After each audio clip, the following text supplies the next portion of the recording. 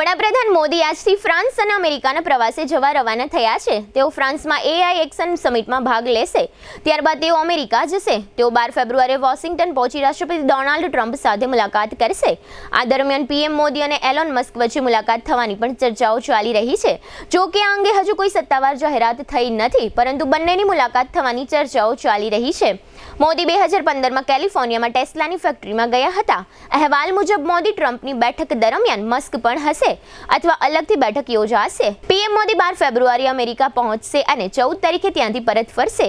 અમેરિકામાં પ્રમુખ પદની સત્તા સંભાળ્યા બાદ ટ્રમ્પની સૌપ્રથમ ઇઝરાયેલના વડાપ્રધાન બેન્જામિન નેતન્યાહુ સાથે મુલાકાત થઈ હતી અને હવે પીએમ મોદી ટ્રમ્પ વચ્ચે મુલાકાત થવાની છે। ટ્રમ્પના એજન્ડા મુજબ તેમની પ્રાથમિકતામાં ગાઝા છે। ટ્રમ્પના સત્તામાં આવ્યા બાદ અમેરિકા ચીન વચ્ચે ટ્રેડ વોર ચાલી રહી છે, તેથી અમેરિકા ભારતને એક મુખ્ય સાથી માની રહ્યો છે।